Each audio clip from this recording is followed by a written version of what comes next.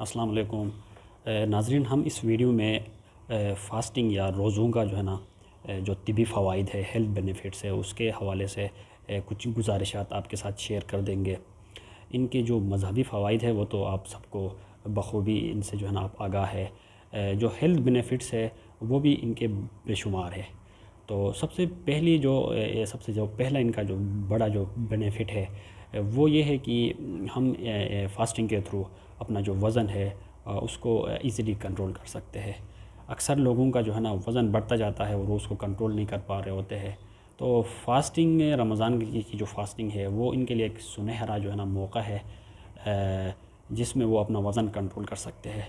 तो अगर हम अपने वज़न पे कंट्रोल कर सकते हैं तो उसके बाद हम बहुत सारे बीमारियों से बच सकते हैं, क्योंकि वज़न का बढ़ना, जिसको ओबेसिटी कहा जाता है, ख़ुद ही एक बीमारी है और वो फिर दूसरे बीमारियों को जो है ना वेलकम कर रही होती है।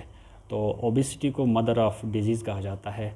तो जब हम ओबेसिटी को कंट्रोल करेंगे तो उसके बाद फिर हम जो हार्ट डिजीज़ है मुख्तलिफ़ किस्म के, तो उनसे ख़ुद को बचा सकते हैं, क्योंकि obesity is one of the most common risk factor for cardiovascular disease. तो इस तरह हम हाइपरटेंशन से, हाई ब्लड प्रेशर से बच सकते हैं, कार्डियक अरेस्ट से बच सकते हैं, मायोकार्डियल इन्फेक्शन जिसको हार्ट अटैक कहा जाता है उससे हम बच सकते हैं। और उसके बाद हम अपने जो लिपिड्स है, हमारे जिस्म के जो कोलेस्ट्रॉल्स है, उनको हम इजीली कंट्रोल कर सकते हैं। तो ये इसके जो है ना वज़न वेट कंट्रोलिंग इफ़ेक्ट्स है फास्टिंग के। दूसरी चीज़ है, इससे जो है ना हमारे जो डाइजेस्टिव सिस्टम है उसको कुछ टाइम के लिए रेस्ट मिल जाता है और उस टाइम पे वो ख़ुद को रीजनरेट कर रहा होता है। उसमें कुछ अगर सेल्स ज़्यादा टाइम तक के काम कर के अगर फेडअप हुए हो तो फिर फास्टिंग के दौरान जो है ना उनकी रीजनरेशंस होती है और रीजनरेशन के बाद फिर वो अच्छे तरीक़े से और ज़्यादा एफिशिएंटली काम कर रहे होते हैं। और साथ ये भी होता है कि डाइजेस्टिव सिस्टम के कुछ अगर इश्यूज़ हो, जैसे कि इंडाइजेशन होता है, ब्लोटिंग होती है, पेट फूल जाता है खाने के बाद, या जो है ना बदहज़मी होती है, तो इस तरह के जो इश्यूज़ है वो भी फास्टिंग से कम हो सकते हैं। इसके बाद ये है कि हार्ट की जो बेनिफिट्स है वो मैंने आपने शेयर किया आपके साथ। तो इससे हम अपनी जो हार्ट हेल्थ है उसको इम्प्रूव कर सकते हैं। हार्ट के जो डिफरेंट डिजीज़ है जिनका नाम मैंने अभी ज़िक्र किया आपसे, तो वो उनकी जो प्रेवलेंस है उसको हम कम कर सकते हैं। उसके बाद जो फ़वाइद में फ़ास्टिंग का वो ये है कि इससे हम अपनी जो शुगर लेवल्स है उनको कंट्रोल कर सकते हैं और साथ ही साथ इंसुलिन की जो सेंसिटिविटी है पेरिफेरल टिश्यूज़ का इंसुलिन के लिए, वो फास्टिंग से इम्प्रूव हो जाती है। इंसुलिन की जो सेंसिटिविटी है वो बहुत ज़्यादा लाजमी है, क्योंकि जो शुगर है उसकी जो दो अक़साम है, उनमें से जो टाइप 2 जो डायबिटीज़ है जिसको टाइप 2 शुगर कहा जाता है, उसमें होता ही यही है कि हमारे जिस्म में इंसुलिन तो पैदा हो रही होती है, लेकिन जो टिश्यूज़ है वो इंसुलिन को रिस्पॉन्स नहीं कर रहे होते हैं, क्योंकि उनमें जो सेंसिटिविटी है वो डिक्रीज़ हुई होती है। तो रिसर्च से ये साबित हुआ है कि पेरिफेरल टिश्यूज़ का इंसुलिन के लिए जो सेंसिटिविटी है वो हम फास्टिंग करके उसको इम्प्रूव कर सकते हैं। तो जब सेंसिटिविटी बढ़ जाए तो फिर इंसुलिन जो है ना अपना काम कर पाता है और वो जो ब्लड शुगर लेवल्स है उनको कंट्रोल करता है ईज़िली। तो इससे हम अपने ब्लड शुगर लेवल्स को कंट्रोल कर सकते हैं। ये उन लोगों के लिए ज़्यादा फ़ायदेमंद है जो या तो डायग्नोस हुए हो, शुगर जिनमें डायग्नोस हुआ हो, या वो प्री डायबिटिक हो, मतलब उनमें रिस्क फैक्टर्स हो डायबिटीज़ के लिए, तो उनके लिए यह ज़्यादा फ़ायदेमंद है। उसके बाद ये है कि हमारे जिस्म में एक प्रोसेस होता है जिसको ऑटोफेजी कहा जाता है, जिसमें सेल्स जो है ना ख़ुद ब खुद डेथ हो जाते हैं। और ऑटोफेजी का जो अमल है वो सेलुलर रिपेयर के लिए बहुत ज़्यादा लाजमी है। सेलुलर रिपेयर का मतलब ये है कि कुछ सेल्स जिनका इस्तेमाल जिनका जो टाइम है वो ख़त्म हुआ हो और अब उनकी रीजनरेशन की ज़रूरत हो, तो रीजनरेशन के लिए जो प्रोसेस है वो ऑटोफेजी है।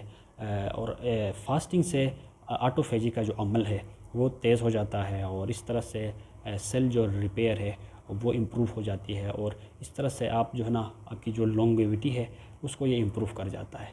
सो सेल्स जितने फ्रेश सेल्स आपके पास बनेंगे, आपका जो बॉडी है, आपकी जो बॉडी के अज़ा है वो इतने एफिशिएंटली काम करते जाएंगे और आप इस तरह जो है ना लॉन्गली आप लिव कर सकते हैं। इसके बाद ये है कि इन्फ्लेमेशन हमारे जिस्म में अगर कुछ है तो उसको भी फास्टिंग के थ्रू हम डिक्रीज़ कर सकते हैं। कुछ इन्फ्लेमेटरी कंडीशन जिनमें अर्थराइटिस आ जाता है, जोड़ों में जो दर्द होता है, या इन्फ्लेमेटरी बाउल डिजीज़, इनमें जो है ना अक्सर पेशेंट्स में ऐसा होता है कि कभी उनको डायरिया लग जाती है, कभी उनको कॉन्स्टिपेशन होता है, पेट में उनको दर्द हो रहा होता है, और उनको जो लूज़ मोशंस हुई होती है वो भी खून के लूज़ मोशंस, तो ये इन्फ्लेमेटरी बाउल डिजीज़ कहा जाता है। तो इन्फ्लेमेटरी बाउल डिजीज़ के जो सिम्टम्स है वो फास्टिंग के थ्रू इम्प्रूव हो सकती है। इसके बाद ये है कि इम्यून जो सिस्टम है हमारा, जो कि क़ुव्वत मुदाफ़ियत जिसको कहा जाता है, डिजीज़ के साथ, इन्फेक्शंस के साथ लड़ने की जो सलाहियत है हमारे जिस्म की, वो भी फास्टिंग के थ्रू हम इम्प्रूव कर सकते हैं अपना।